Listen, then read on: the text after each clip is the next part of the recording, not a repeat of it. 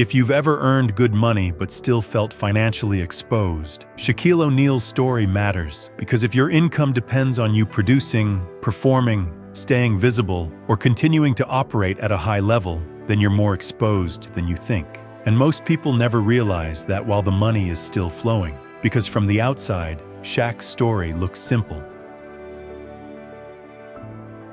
NBA championships, massive endorsements, television appearances, global recognition. One of the most dominant athletes of an entire generation. But the real story isn't basketball. It's the structure underneath the basketball. Because Shaq didn't just build income, he built layers of diversification connected to ownership.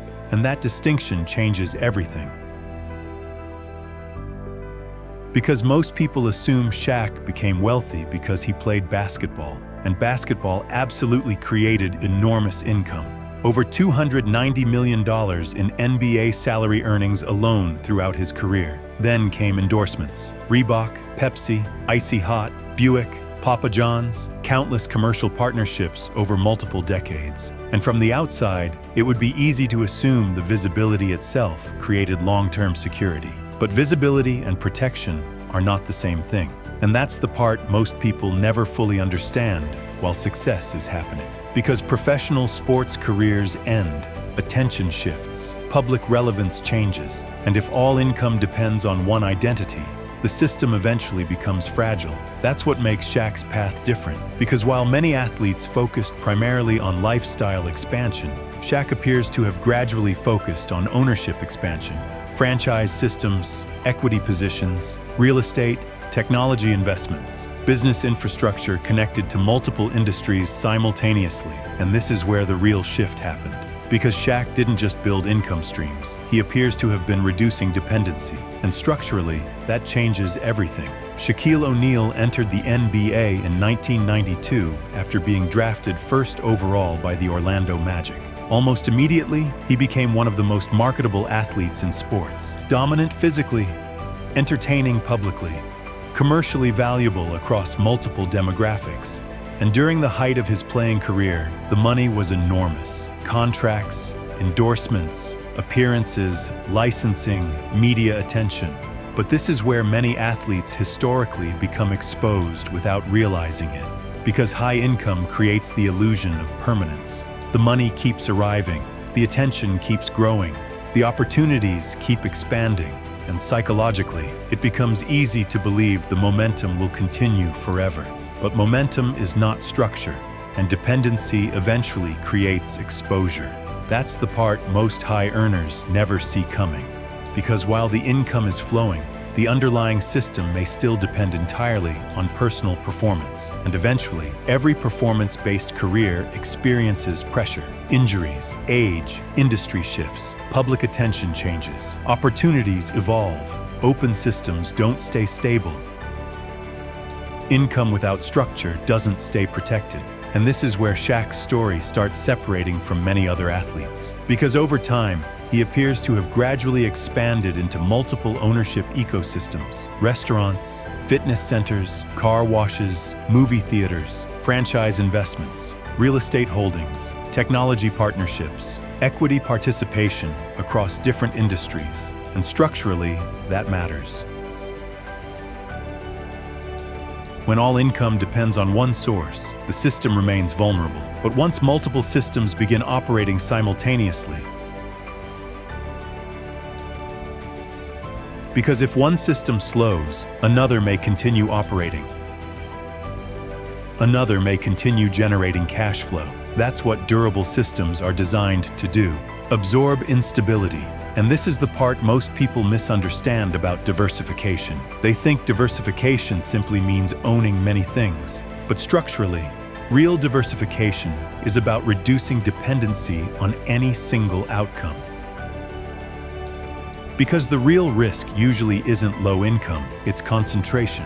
One employer, one platform, one business, one commission structure. And this is where most people actually are, not failing, exposed. Because from the outside, high income can look stable, but if the structure underneath it hasn't been diversified correctly, And this is where many viewers quietly recognize themselves. Commission earners, sales professionals, entrepreneurs, creators, operators. People who already know how to generate income, but quietly feel pressure maintaining it. Pressure to keep producing, pressure to stay relevant, pressure to maintain momentum, because the system still depends heavily on them continuing to perform. And psychologically, that creates something dangerous over time. You slowly become the system instead of owning the system. Because from the outside, everything can still look successful. Revenue increases, lifestyle expands, visibility grows, but underneath it, there may still be no durable insulation. And this is where everything changes. Because Shaq's expansion appears to have followed a repeatable pattern. Use visibility to create opportunity. Use opportunity to create ownership. Use ownership to create diversification. Then use diversification to reduce dependency. That's a completely different way of thinking. And it's the shift most high earners eventually have to make. From income earner to structure builder. Because the goal was never simply to earn large amounts of money. It was to reduce fragility. And this is where franchise ownership becomes important structurally, because franchise systems create something many high earners never build correctly. Operational infrastructure, repeatable systems, brand leverage, scalable processes, cash flow connected to larger ecosystems. And eventually, those systems can continue operating even when the owner is no longer directly involved every day. That changes the relationship between effort and income. That realization feels uncomfortable because eventually they recognize something. They don't actually own systems, they own workloads. The income still depends almost entirely on their personal activity, their schedule, their effort, their availability. And once they slow down, everything slows down. That's not leverage, that's dependency disguised as success, which leads to a question most people avoid asking themselves. If your income stopped tomorrow, what would still pay you? Because that question reveals whether someone built income or built systems. And eventually, that difference becomes visible. If you're beginning to recognize this pattern in your own life, that's exactly why the free O.N.C.E school community exists. Not for people chasing hype, for people realizing they've spent years building income without fully building the structure underneath it. That's where structural thinking begins. Because eventually, every high performer reaches the same crossroads. Continue operating as the income source, or begin building systems that survive independently of you. And this is why the same structural lessons repeat across industries. Athletes, entertainers, entrepreneurs, sales professionals. The industries change, the personalities change. Income grows faster than the systems protecting it, and eventually, if you've been paying attention to the stories in this series, you may notice something interesting. The industries change, the personalities change, but the structural problem stays exactly the same. Most people focus on increasing income. Very few focus on reducing dependency underneath the income, and that difference changes outcomes over time.